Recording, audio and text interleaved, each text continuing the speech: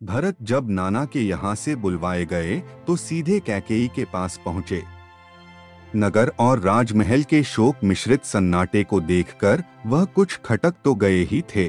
जाते ही उन्होंने दशरथ, राम आदि के संबंध में पूछताछ शुरू की।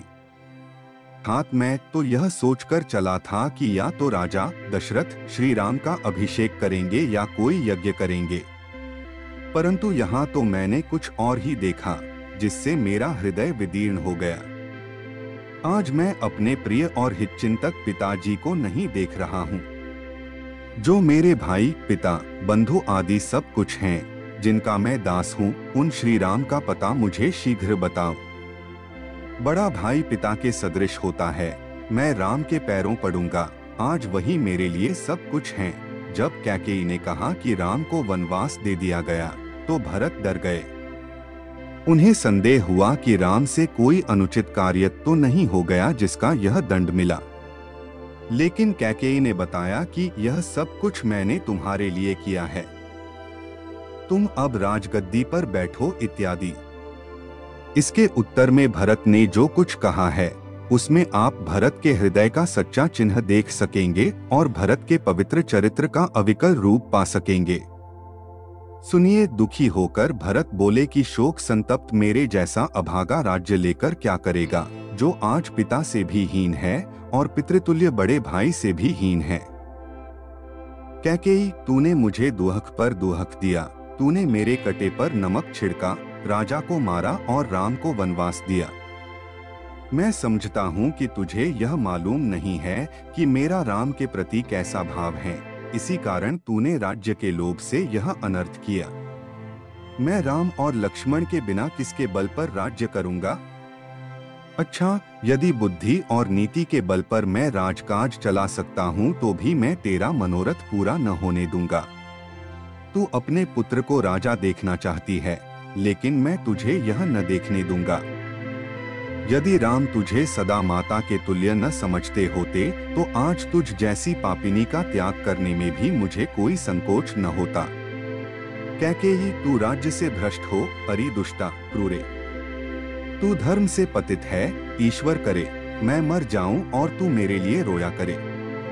तू माता के रूप में मेरी शत्रु है। तूने राज्य के लोभ से पति की हत्या की है।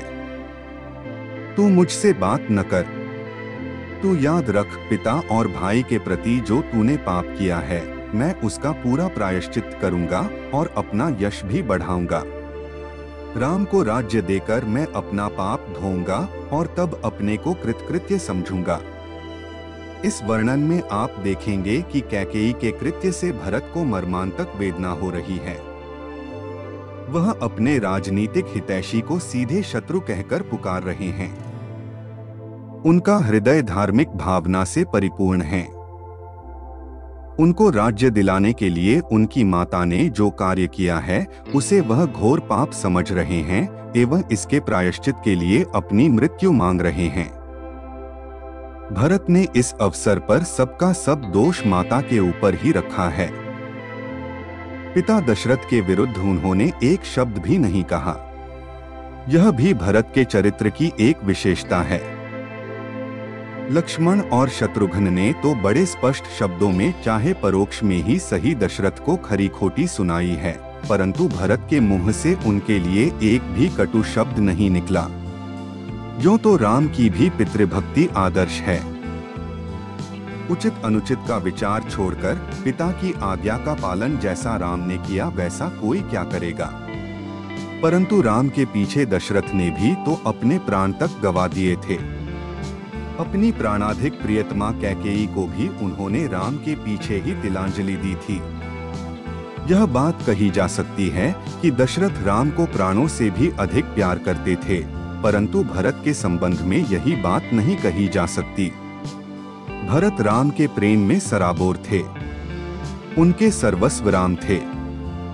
राम के पसीने की जगह भरत खून गिराने को तैयार हो जाता था। राम का प्रेम ही उनका प्रेम पात्र था और राम विपक्षी उनका घोर शत्रु था। वह तो राम के प्रेम के भूखे थे। हन्याम हमिमा पापा कैकेयी दुष्टचारिणी, यदि माँ धार्मिको रामो नासुएन मातृधातकम। वाल्मीकि रामायण अयोध्या कांड 78।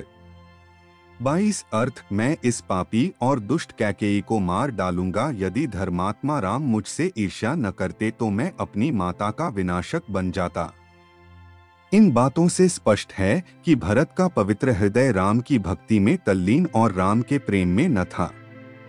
उनका यही मंत्र था कि मेरे तो एक राम नाम दूसरा न कोई।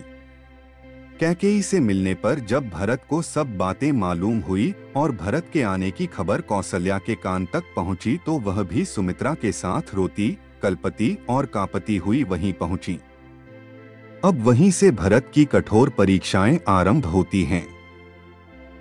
भरत इन्हें किस धैर्य और कितनी दृढ़ता से पार करते हैं, यह आप आगे देखेंगे। भरतं प्रत्युवाचेदं कौसल्या भृशदुःखिता इदन्ते राज्यकामस्य राज्यं प्राप्तं कंटकम् संप्राप्तं बत कैकेय्या शीघ्रं करेण कर्मणा क्षिप्रं मामपि कैकेयी प्रस्थाप्यतुमर्हति अथवा स्वयमेवाहं कामं वा स्वयमेवाद्य तत्र मा नेतुमर्हसि इदं हि तत्र विस्तीर्ण धन्धान्यस्माचितं हस्त्यश्वर्थ संपूर्ण राज्य निर्यातितन्तया इत्यादिभुभिर्वाक्यैः कूरैः सम्मर्टिस्तोनघः विव्यथे भरतस्तीनं व्रणे तुखेन सूचिना पपात चरणौ तस्यास्तदा संभ्रांत चेतनः विलप्य बहुधा संज्ञो लब्ध संशस्तदानवत्। वाल्मीकि रामायण अयोध्या कांड 75।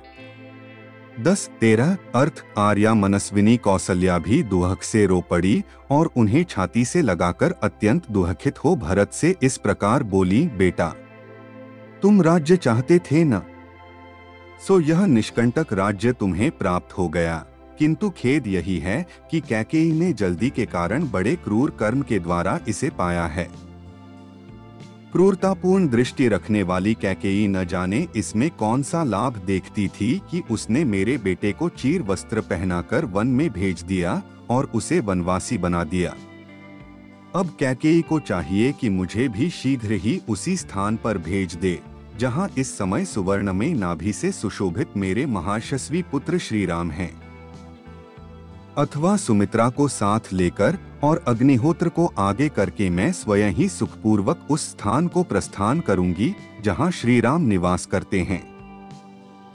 यह धनधान्य से संपन्न तथा हाथी घोड़े एवं रथों से भरा पूरा विस्तृत राज्य कैकेयी ने श्री राम से छीनकर तुम्हें दिलाया है। इस तरह की बहुत सी कठोर बातें कहकर जब कौसल्या निरपराध भरत की भर्त्सना की तब उनको बड़ी पीड़ा हुई, मानो किसी ने घाव में सुई चुभो दी हो। राम वनवास पर व्याकुल कौसल्या की दयनीय दशा देखकर भरत का कोमल हृदय दुख से कातर हो उठा।